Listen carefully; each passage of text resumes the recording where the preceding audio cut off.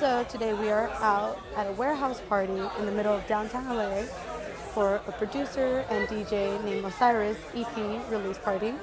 And tonight's music is anywhere for people who like wonky, super heavy bass, rhythm, trap music. That's the type of night we're having tonight. But we're also going to be focusing on the question, do you think love is all you need in any relationship? Let's find out.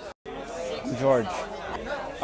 Yeah, I think it's a little more complicated than that, but I think the primary focus is love, and love is acceptance of one person and another.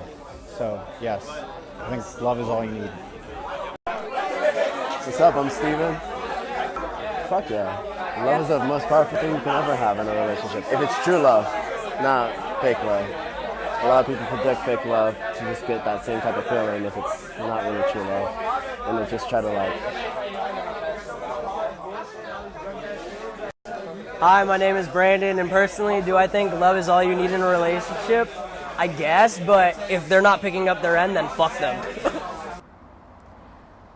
So, is love everything when it comes to relationships? And the truth is, it's not. You know, a lot of people try and be really just fixated on finding someone that they love. But as I mentioned before, you know, love is a choice. We choose how we want to love. We choose who we want to be loved by. And we choose who we love. And as we continue to choose those things, we then end up being in love. But relationships are not just about love. Relationships are about finding people that surround you, especially in a romantic relationship, finding a partner that really supports who you are in your values, in your goals, financially, you know, sometimes. And if it's not a compliment, you know, to where you're at and where you want to be, it's really hard to for love to be the only driving factor in being with that person or surrounding yourself with that person. And it becomes draining, you know, to have someone that you care about just not putting in the same amounts of effort in every other factor that builds a relationship. And again, you know, although this question is mainly referred to for a romantic relationship, it goes for everything. You know, if you have friends that are just constantly taking, and it can be draining.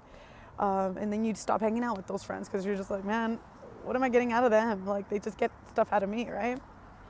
Same thing with work. If you have like an employee or a coworker that is just always, you know, the one taking energy and not putting in their weight in order to make the whole company grow and be successful, then it's like, it's time to go, right? That you fire them or they get fired.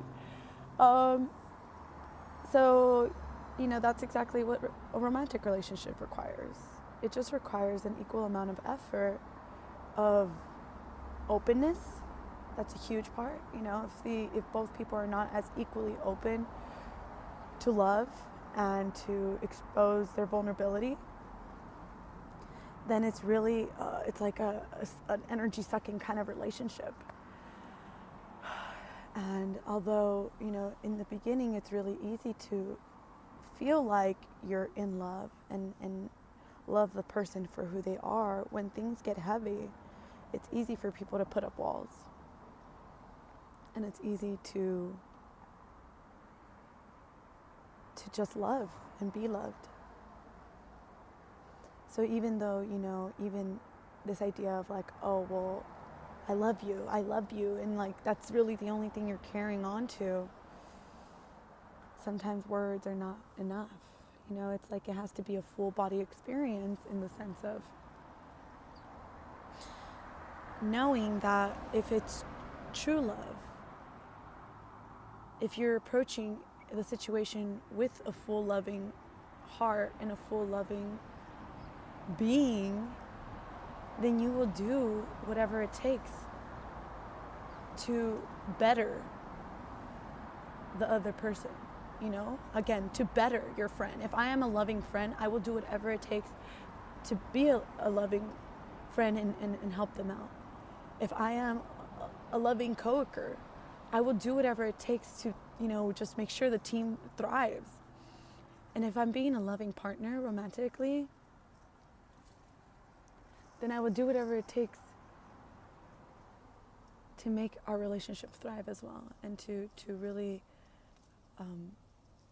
support my partner in their goals and in their vision instead of weighing them down. And sometimes that includes letting them go and knowing when to let go. And knowing when, you know, using that weight of guilt and using that excuse of love to hold on to, you know, really just showing up in a loving way and knowing when it's time to let that go. So, you know, maybe this is a message for someone who's been holding on to someone that they love but isn't really supporting them, or vice versa. Someone that they love and they feel like they're not really supporting their partner, you know, or holding on to a friend that you know isn't serving you in the way you want to be served. You know, this message is for everyone that's kind of just holding on to a type of relationship that's just not allowing either one to thrive. So I just want to say I love you, and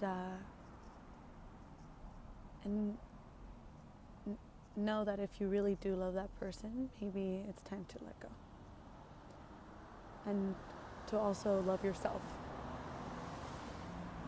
Right? Until next time, have a loving day.